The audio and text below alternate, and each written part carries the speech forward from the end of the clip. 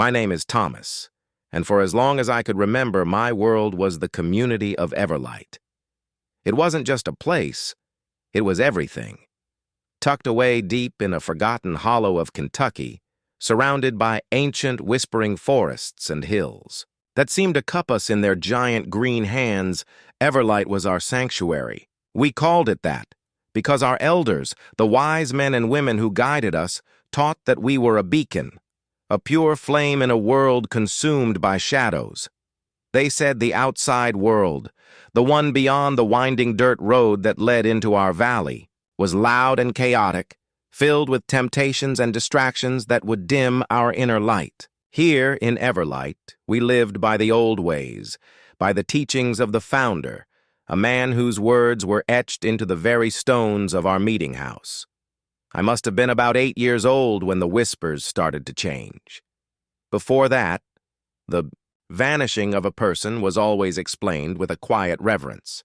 They had answered the higher calling, the elders would say, their voices soft but firm, filled with a certainty that was meant to soothe any lingering questions. It was a blessing, a sign of their pure spirit, a direct ascent to a better place, a closer communion with the divine. When old Sister Martha, whose hands trembled so much she could barely hold her prayer beads, simply wasn't at morning service one day, everyone nodded. "She has gone to the higher calling," Brother Silas announced, his eyes fixed on the ceiling as if he could see her ascending even then. And for a while, we all believed it. It was a beautiful thought, a peaceful departure, a reward for a life lived in faith. Our days in Everlight were woven from routine, as predictable and comforting as the rising and setting of the sun. We woke before dawn to the gentle chime of the bell from the meeting house. My small room, shared with 2 other boys my age, smelled of clean linen and the faint, sweet scent of the beeswax candles we used at night. After a quick wash at the communal pump, we'd gather for morning prayers, our voices blending in hymns that echoed off the rough-hewn timber walls. Then came breakfast, thick porridge, fresh bread baked in our outdoor ovens, and sometimes, if the hens were generous, a boiled egg. My chores usually involved working in the fields, tending to the corn or the beans, or helping Brother Elias in the carpentry shed. The air in the shed was always thick with the smell of sawdust and pine, and Brother Elias, a quiet man with hands like gnarled roots, taught me how to hold a hammer true and how to make a joint fit so snugly it looked like it had grown there. He didn't talk much, but his lessons were clear and lasting. We worked hard, everyone did. The community of Everlight was self-sufficient, relying on our own hands for everything, our food, our clothes, our homes. There was a deep satisfaction in that, a feeling of being connected to the earth and to each other in a way the outside world, with its strange machines and hurried ways, could never understand. Schooling happened in the afternoons, led by Sister Agnes, a woman with kind eyes and a stern back. We learned to read and write, mostly from the founder's sacred texts and the old Bible. We learned arithmetic, essential for managing our harvests and supplies, but mostly we learned about faith, about the importance of community, about purity of heart, and about the higher calling. It was ingrained in us, a fundamental truth of our existence. The first hint that something might be amiss, that the higher calling wasn't quite as simple as the elders made it out to be, came with young Ilara's disappearance. Ilara was only a few years older than me, a girl with bright, curious eyes and a laugh that sounded like wind chimes. She loved to draw, sketching birds and flowers on scraps of paper with charcoal from the fire pit. She wasn't old or sickly. She was vibrant, full of life. When Brother Silas announced her ascension, his voice held the usual reverence. But this time, there was a subtle tremor, a flicker of something in his eyes that I couldn't quite name. What made Ilara's vanishing different was her drawing book. It was found by the communal well, tucked under a loose stone, as if she'd hidden it there for safekeeping. Inside were her usual sketches, but on the last page, there was a drawing I'd never seen before. It was a crude, hurried sketch of a shadowy figure, tall and indistinct, standing at the edge of the forest. It wasn't menacing exactly, but it wasn't peaceful either. It was just there. I remember looking at it, a strange prickle on my skin. And then Sister Agnes quickly took the book away, saying it was just a child's fancy, and that Alara had surely gone to a beautiful place. But the image of that shadowy figure stayed with me, a tiny seed of unease planted in my mind. As the years passed, the vanishings or higher callings became more frequent. It wasn't just the elderly or the infirm anymore. It was young men, strong women, even a few more children. Each time the elders would gather us, their faces solemn, their voices unwavering in their pronouncements of faith and ascension. They spoke of the divine's increasing favor, of the community's growing purity, making us more worthy of this sacred departure. But the explanations, once so comforting, began to feel thin, like worn fabric. I started to notice things. The way Brother Elias, usually so stoic, would sometimes pause in his work, staring out at the forest with a distant, troubled look in his eyes. The hushed conversations between the women during communal sewing, their voices dropping to whispers when I came near. The way some families, particularly those who had lost more than one member to the higher calling, seemed to shrink inward, their laughter less frequent, their eyes holding a deep, unspoken sadness. They never questioned aloud, never dared to doubt the elders, but the grief was a palpable thing, a heavy shroud that settled over their homes. There was also the matter of the belongings. If someone went to the higher calling, they were supposed to leave everything behind, their worldly possessions no longer needed. Yet sometimes a small personal item would be found. A carved wooden bird left on a windowsill, a favorite, shawl draped over a chair, a worn prayer book open on a bedside table. These were not things that someone ascending to a higher plane would simply abandon. They were things that felt left behind, as if in a hurry, or by accident. The elders would explain these away as tests of faith, reminders not to cling to, earthly attachments. But to my young mind, it felt wrong. It felt like someone had simply stopped being there. By the time I was 10, the tally of those who had answered the higher calling had quietly crept into the dozens. It was a number that, if spoken aloud, would have sounded alarming, but within the community it was absorbed into the fabric of our faith.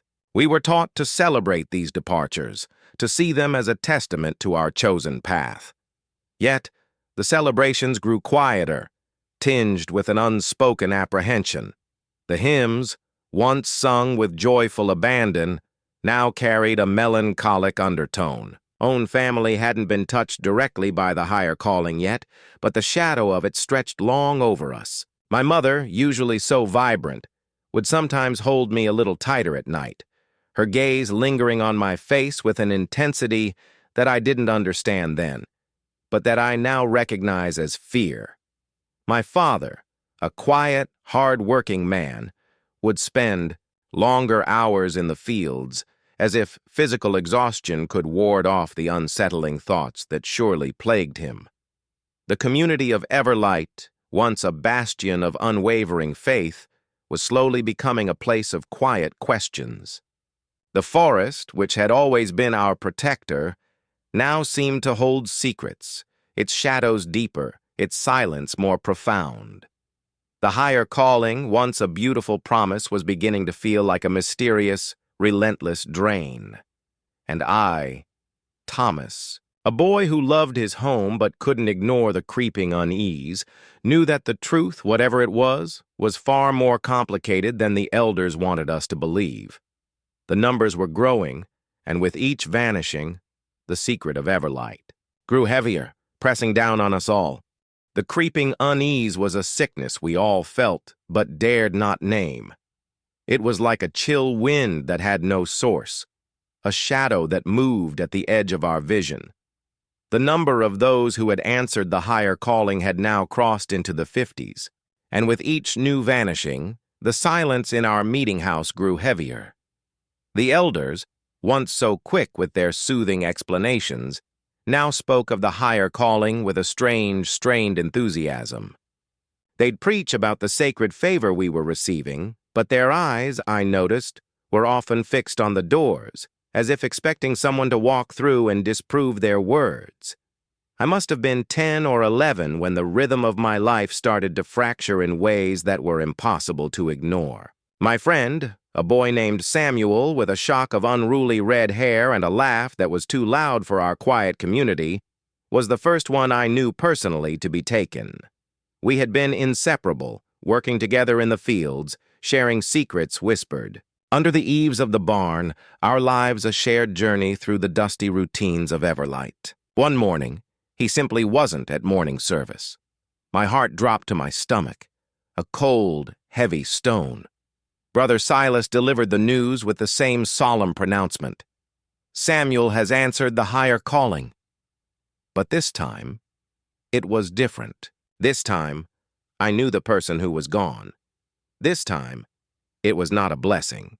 It was a gaping hole in my life. I remember that day with a clarity that still hurts. My chores felt meaningless.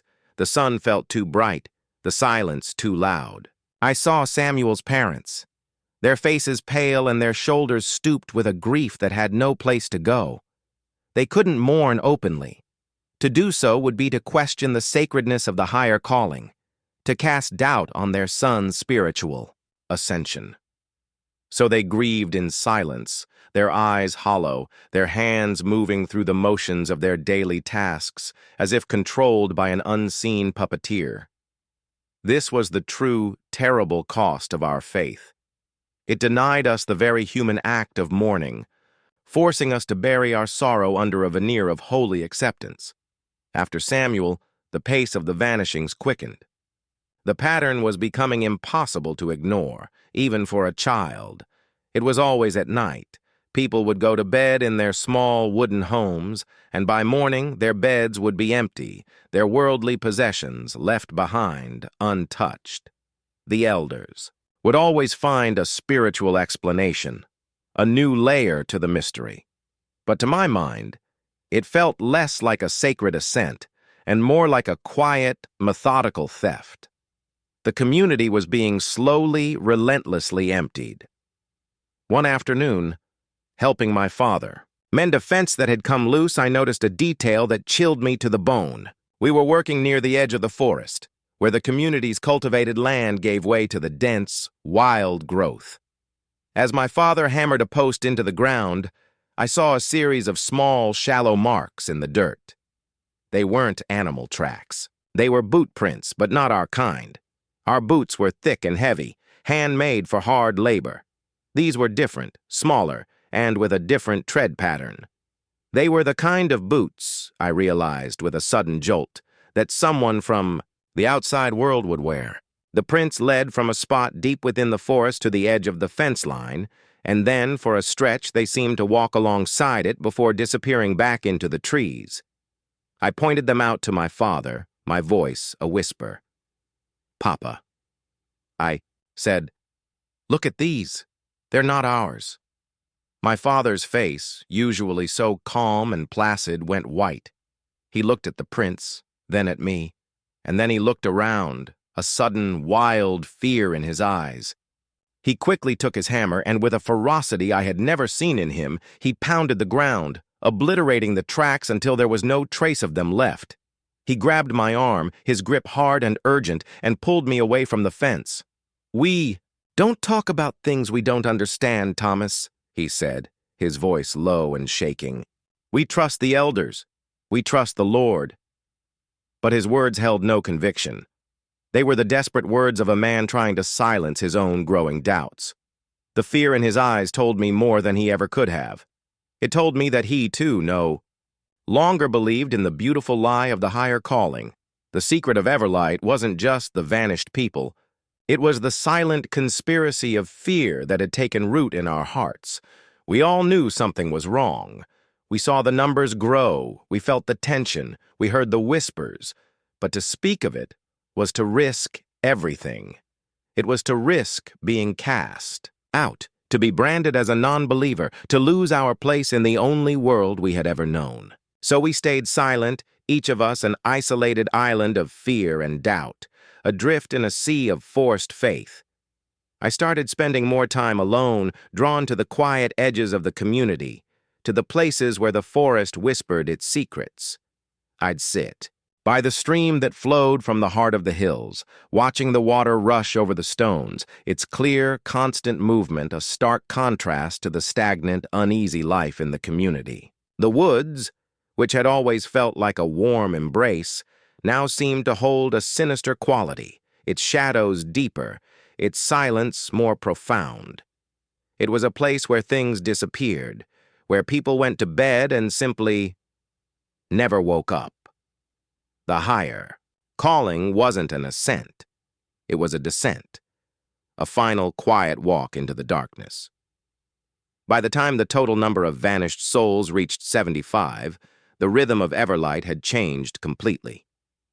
The communal work was done with less enthusiasm, the meals were quieter, and the nightly prayers were a hurried affair, everyone eager to retreat to the perceived safety of their homes.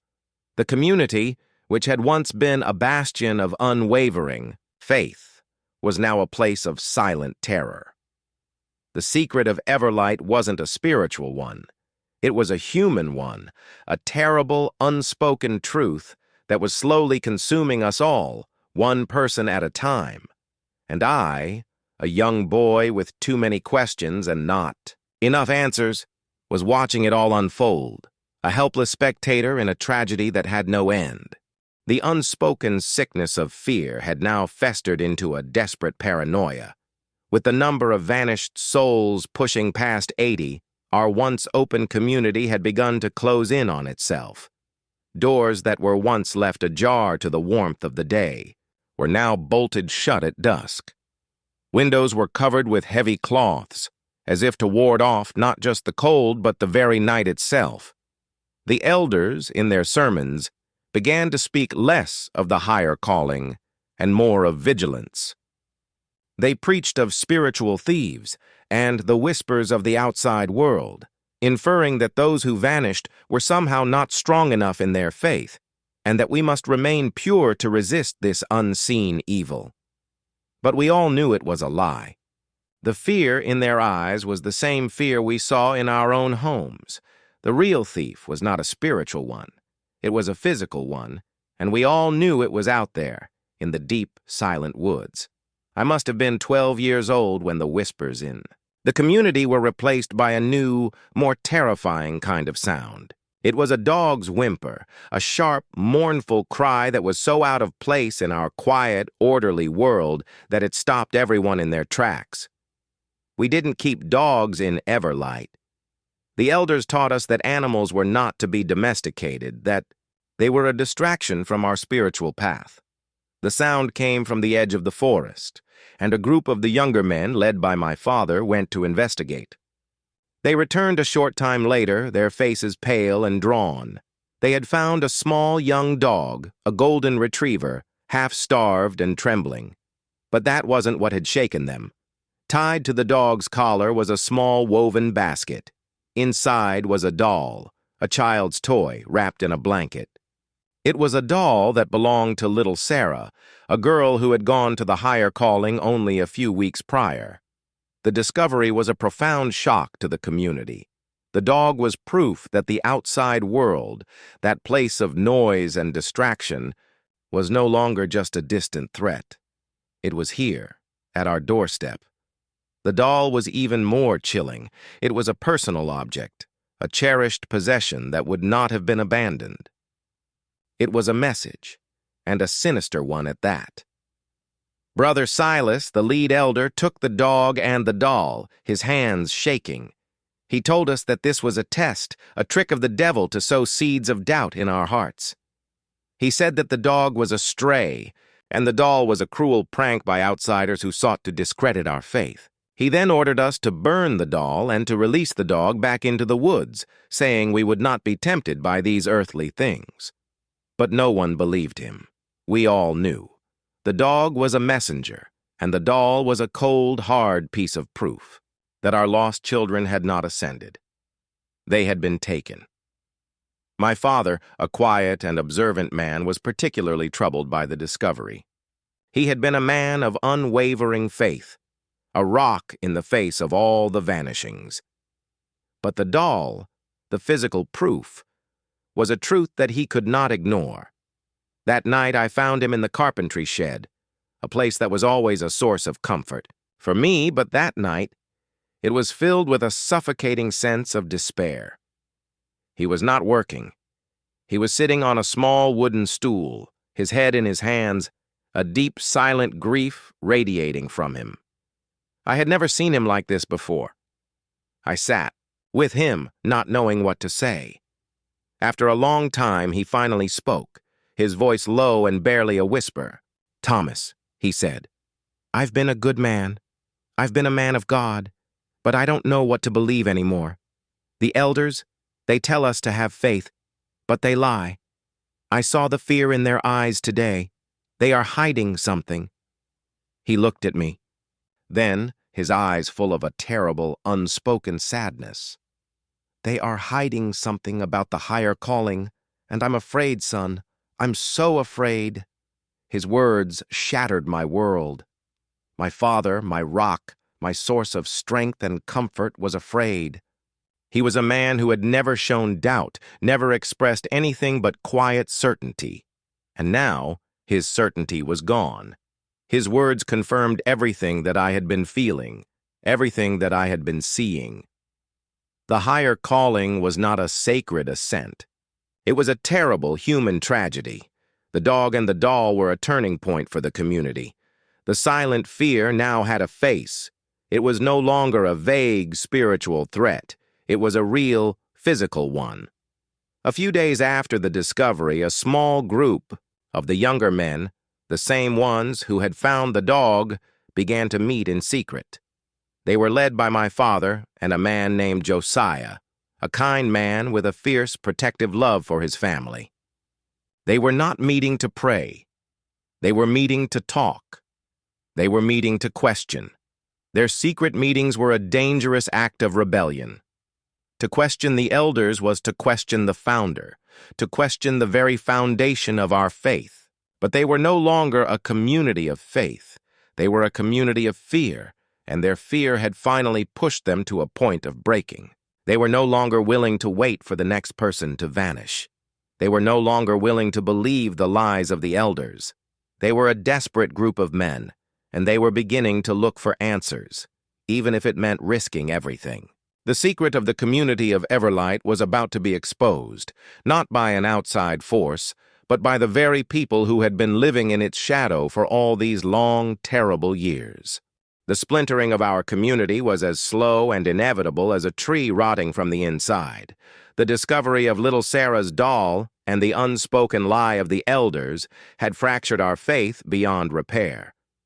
While the elders still stood at the front of the meeting house, their voices ringing with empty pronouncements of purity, a different kind of sermon was happening in the shadows. It was a sermon of doubt and fear, and it was being preached in hushed tones in the fields, the barns, and the homes of the younger men. My father and Josiah's secret group was growing, a small but fiercely determined congregation of the dispossessed. They no longer believed in the higher calling. They believed in a truth that was far more sinister, and they were willing to risk everything to find it. I was now a part of their secret. I was too young to be in their meetings, but my father, in a moment of quiet desperation, had tasked me with being a lookout.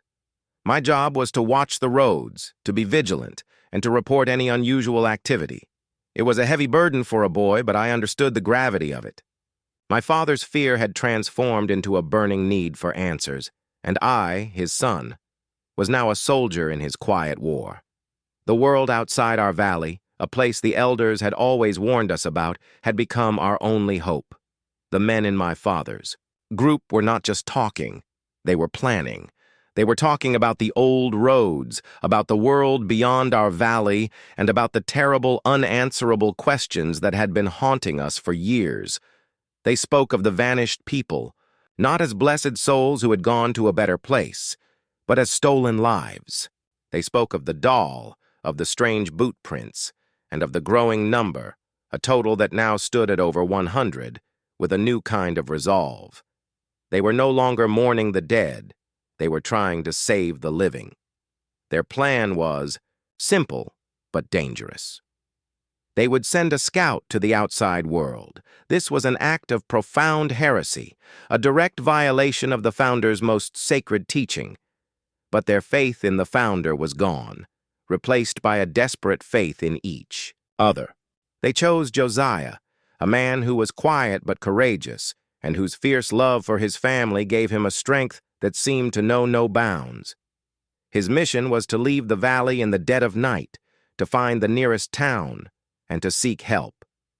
He was to tell them everything, the vanished people, the growing fear, the lies of the elders. He was to bring back an answer, a light in the terrible darkness that had consumed our lives. The night Josiah was to leave, the tension in the community was suffocating. I sat on the old swing by the communal well, my heart a frantic drumbeat in my chest. The moon was a pale sliver of light in the sky, and the shadows of the forest were deep and menacing. My father, who was supposed to be in his home, was standing at the edge of the woods, a silent, unmoving silhouette. He was watching, waiting, praying for a man who was about to risk his life for the truth. And then I saw him, Josiah, a bundle of supplies slung over his shoulder, was moving through the tall cornstalks, his movements silent and deliberate. He was a man on a mission, a man who was no longer bound by the fears and lies of our community. He was a man who was walking into the great unknown, not for a higher spiritual calling, but for a higher human one, the truth. He reached the edge of the woods and, with a quick glance back at the silent, sleeping community, he disappeared into the darkness. The waiting was the hardest part.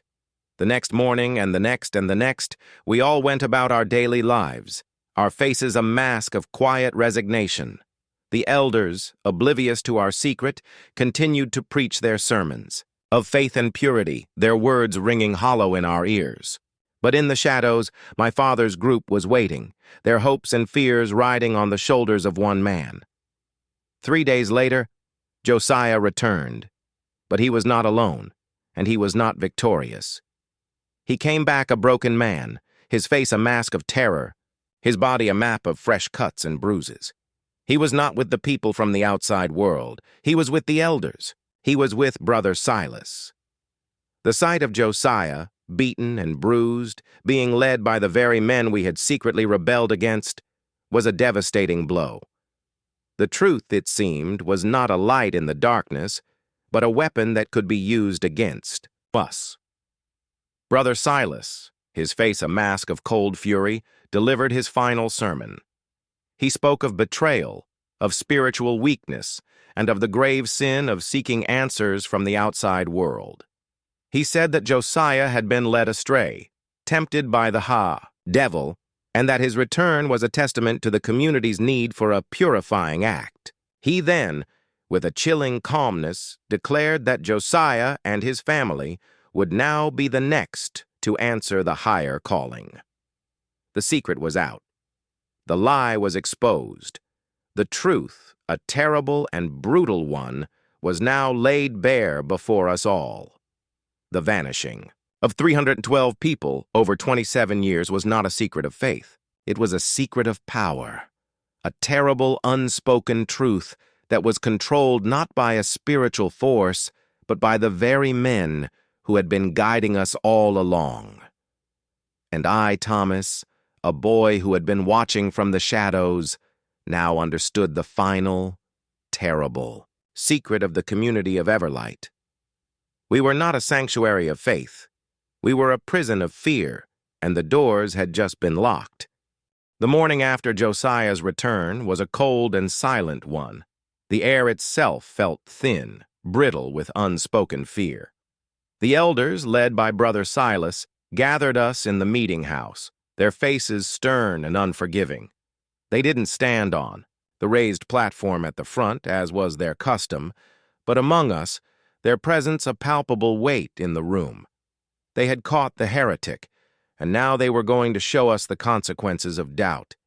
They called it the cleansing. Brother Silas, his eyes cold and hard, spoke not of faith, but of a great betrayal. He held Josiah's family, his wife and their 2 young daughters no older than I, in front of us, their hands bound with rough twine. Josiah himself was nowhere to be seen. He had already been purified, Silas announced, his voice a low, chilling rumble. The rest of the family, he said, had been corrupted by his heresy and would now have to answer the higher calling with him. The words, once a source of comfort, were now a sentence of death. The horror of that moment was not in the words, but in the silence that followed. No one protested, no one dared to speak. The men who had been a part of my father's secret group stood with their heads bowed, their shoulders slumped in defeat. The fear that had once been a sickness had now become a master. We were a community in name only, a collection of prisoners bound by a shared, terrible secret. My father, whose face was a mask of grief and despair, did not look at me. He could not. His hope had been extinguished, and with it, his courage. He was a man who had tried to save us, and he had failed. He was broken. The elders led Josiah's family away, out into the forest. We all knew where they were going. We all knew what the purifying meant. It meant they would never be seen again. The whispers in the community were now a collective scream in my heart, a terrible knowledge that I, a child, was being forced to carry alone. The total number of people who had vanished from our community was now over 100, and with Josiah and his family, the number had just grown in the T. Days and weeks that followed, the community of Everlight became a prison. The elders installed guards at the exits to the valley, young men who had been taught to revere the elders above all else. They called it protection, a way to keep the evils of the outside world from tempting our pure souls. But we all knew it was a way to keep us in. The forest, once a source of both beauty and fear, was now a wall, a barrier that held us captive. The secrecy and fear that had once been a part of our lives now became a suffocating reality. The elders' sermons were no longer about faith, but about obedience. They preached of the dangers of questioning, of the grave sin of independent thought. They taught us to fear ourselves, to fear the very doubts that made us human. But in the midst of this darkness, a new resistance was born, not of men, but of a boy and his mother. My mother, who had always been a woman of quiet strength, a woman who had taught me the value of a kind heart and a gentle spirit, was not broken. She was, in her own way, a revolutionary. She saw the fear in my eyes, and she saw the crushing defeat in my father's heart, and she knew she had to do something. She began to teach me in secret, not the teachings of the founder, but the teachings of the world. She taught me to read from a book that she had hidden away, a book not of sermons, but of stories. She taught me about science, about the moon and the stars, about a world that was vast and beautiful and so much bigger than our small, terrible valley. She taught me about a different kind of strength, a strength not of the fist, but of the mind. She told me that the lies of the elders were not an unbreakable wall. They were just words. And words, she said, could be unlearned. They could be replaced with new words, with new ideas, with new truths. She was planting a seed of rebellion in my heart, a small, tiny flame of hope in a world of darkness. She was preparing me. I would come to understand, not to fight, but to escape. She was preparing me to find the truth, a truth that was buried under a mountain of lies, a truth that had taken 312 lives over 27 years. a truth that was waiting to be discovered. The days following the cleansing were a study in enforced silence. The elders, now acting as rulers of a prison, had extinguished the last embers of hope. My father, once a man of quiet strength, was now a shell of himself, his spirit crushed under the weight of his failed rebellion. He worked in the fields with his head bowed, his movements a tired, monotonous rhythm.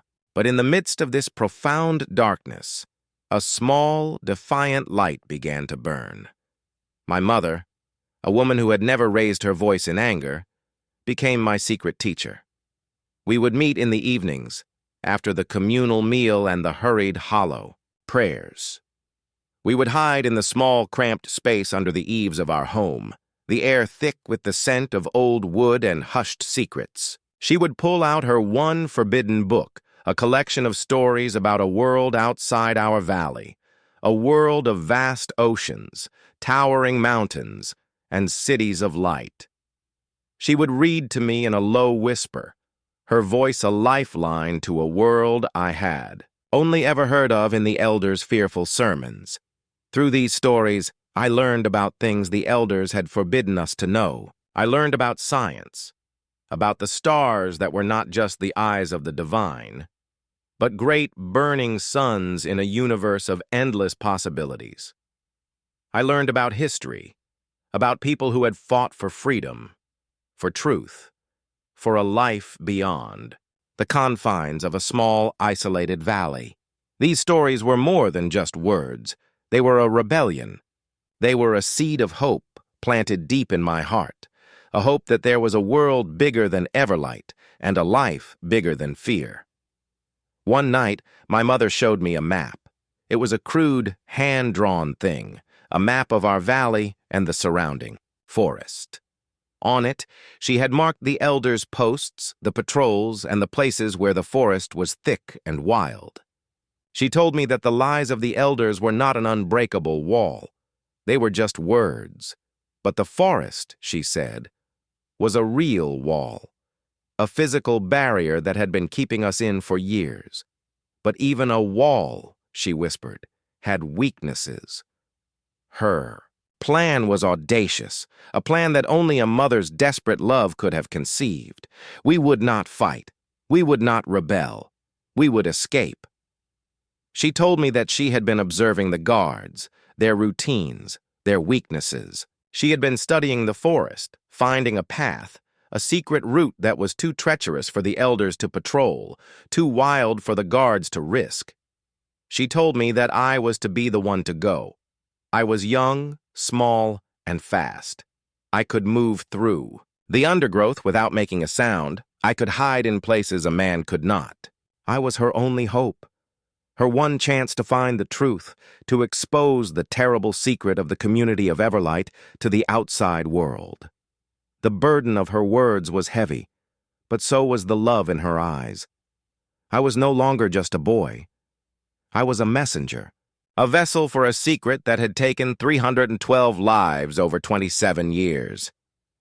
I was the one who would finally break the silence. My training began immediately. My mother, with a fierce, quiet intensity, taught me the skills I would need to survive. She taught me how to read the stars to find my way, how to find food and water in a forest that was no longer a friend, but a hostile, unforgiving place.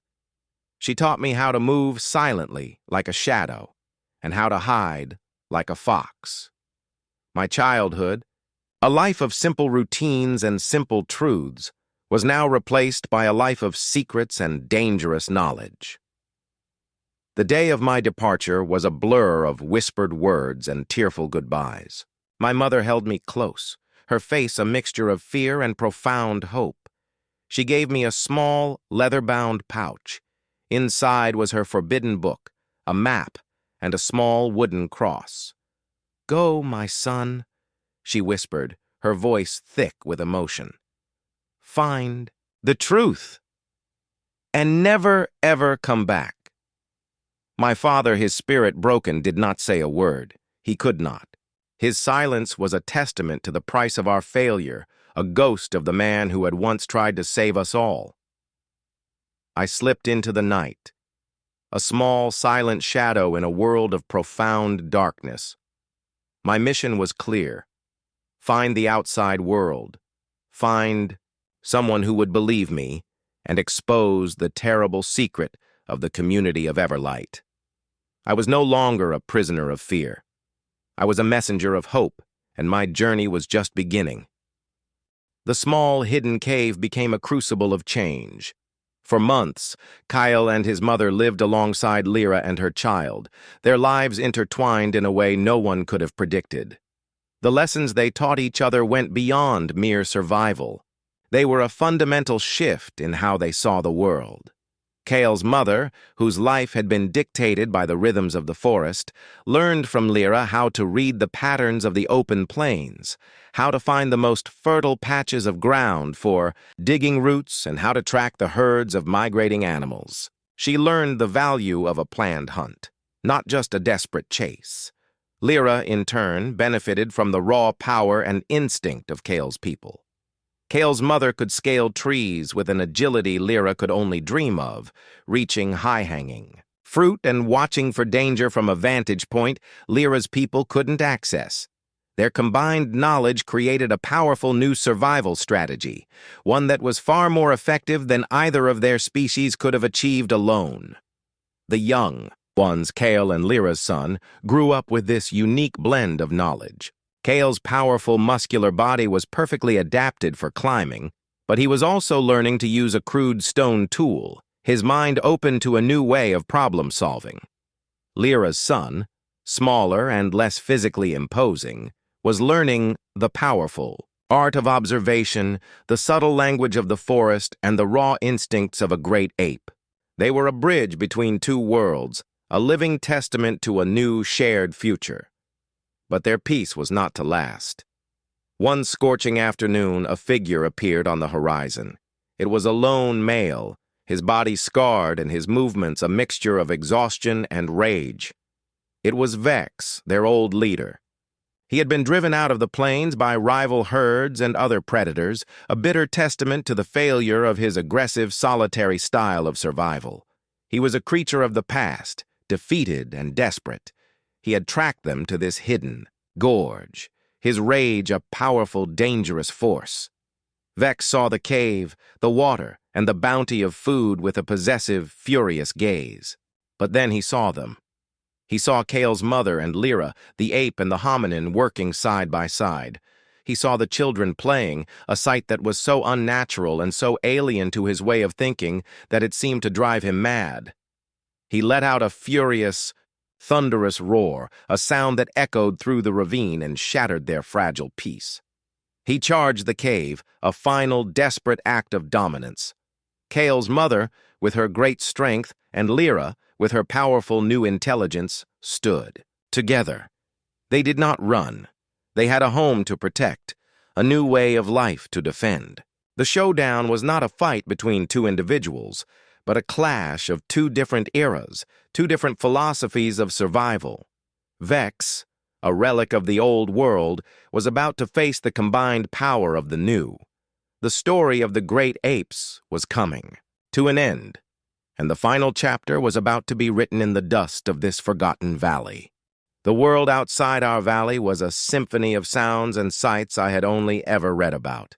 The roar of the cars, the glow of the streetlights, the distant muffled music from a building.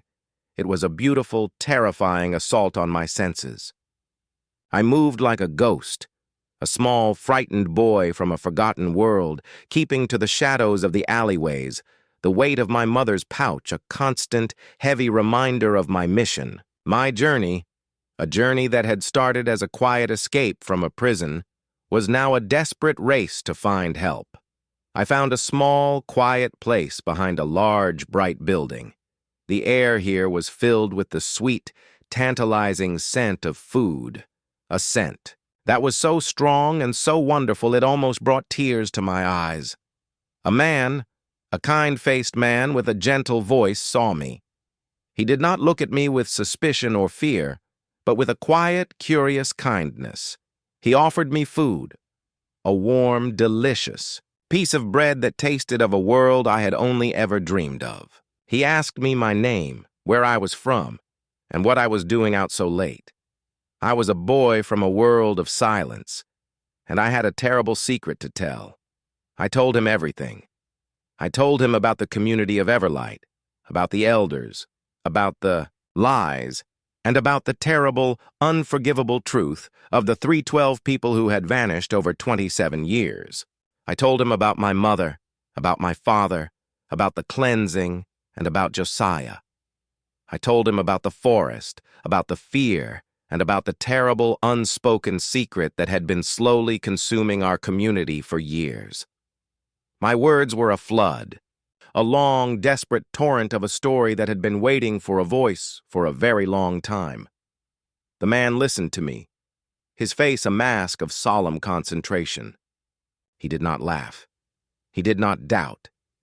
He saw the truth in my eyes, the terrible, haunting knowledge that I had been forced to carry alone. He told me his name was David, and he was a reporter for a small local newspaper. He told me that he would help me, that he would tell my story, that he would expose the terrible secret of the community of Everlight to the world. The next few days were a blur.